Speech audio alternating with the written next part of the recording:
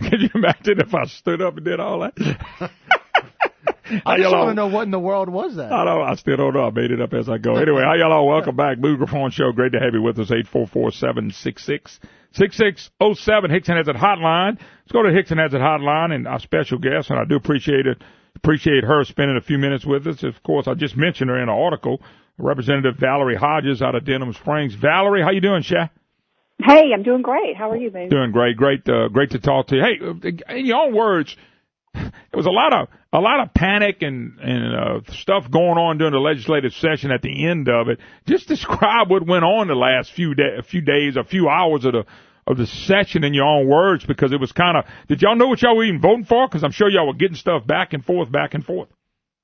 Well, it was pretty chaotic. I think that most people, we did know what we were voting on. We would vote on something, they would send it over to the Senate, and the Senate would put a ton of amendments on it. And that was the hard part, was trying to keep up. Sure. They would bring it to the floor, and somebody would say, well, I approve the Senate amendments, and we didn't even know what the Senate amendments were. Wow. And so some of the things had to be voted on like instantaneously before people could read the amendments. And some of them had some really bad amendments on there. Yes, ma'am. And so it was very chaotic. And, I know we were accused of waiting till the last minute, but there was a lot of things that had to be read, had to be looked at. So we couldn't just blanket vote for. Yeah. Valerie, I want to focus a little bit with you with taxes, because they really targeted people like you, not constituents as much as people in the House, targeting you ladies and gents that were saying, you know what, my constituents sent me here not to vote for taxes. And let me start this way. Last year, you may have a different number than I got. I'm going to give you what I have. $800 million in new taxes. Okay, we feel like that's what we got.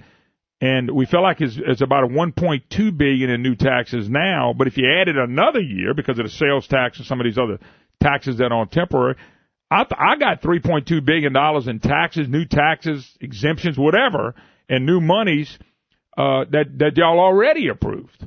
And I think that's a lot of money right there, but yet it hadn't fixed the problem, because now they're saying we're still $800 million more in the hole. I mean, that blows my mind that the press and people are talking about we need even more revenue. It blows my mind, too, Moon. Are my numbers way off to you?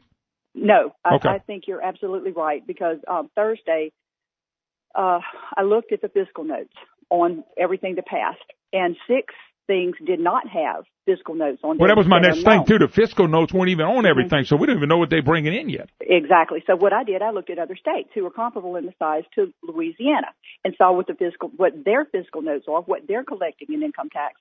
And that number, with what we do know, and then the ones that said unknown, comes out to $1 billion. Nearly $800 million.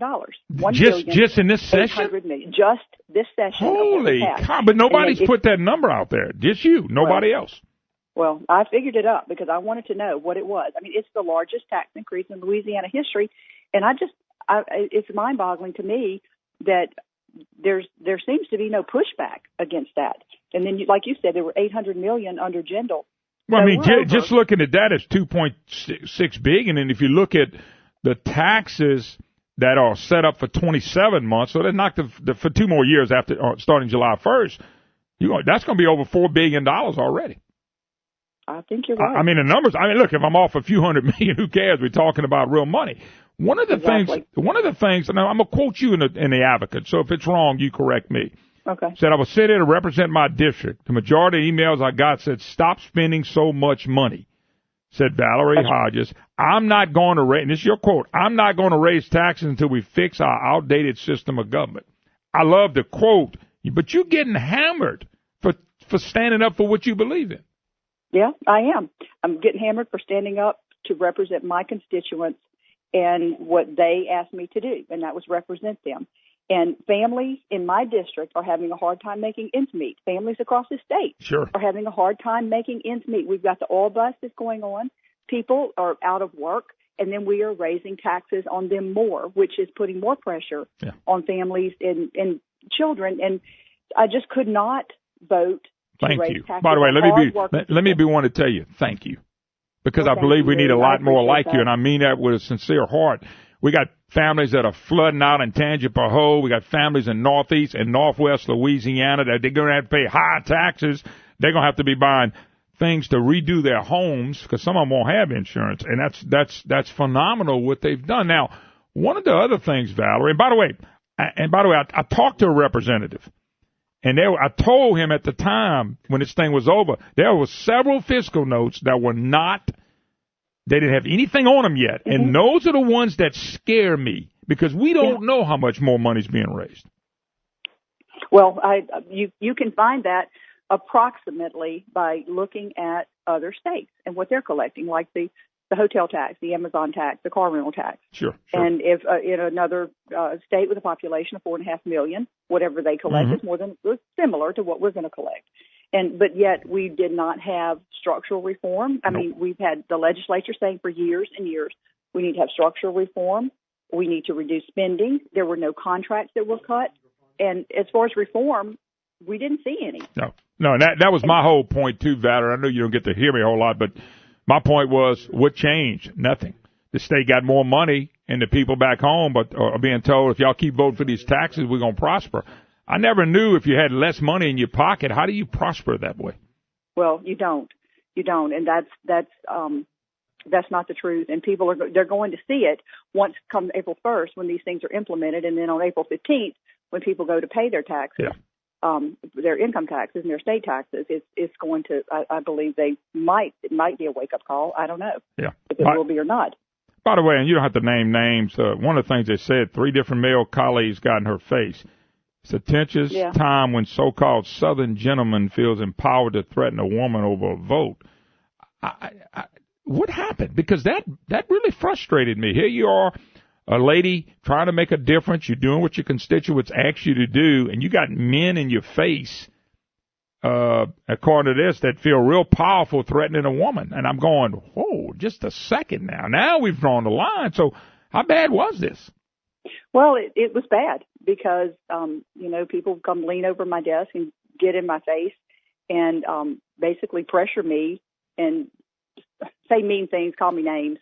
For not voting. Childish. Yeah, with the governor and for these tax increases. And I just said, I cannot do it on principle.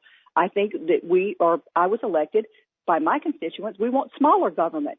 And the more we grow government, the more it costs to defeat it. Yep. And the bigger it's going to get. And I'm just not going to vote for it. And there were people that were very mad. I was screamed at, yelled at, in my face, calling me names, which I was really shocked at. And, I just kind of blew it off. I said, I know everybody's tired, everybody's stressed, but it's still it's unacceptable. Oh, I think it's totally unacceptable. And, it's a shame we don't call people out because that's ridiculous for anybody to have done that to you or anybody else.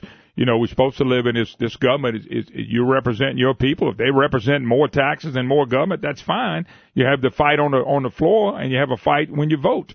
You don't personally go after people like that. I think it's very childish. Right. I'm not surprised because I don't think. Let me ask this question, and I'm going to let you go in just a minute.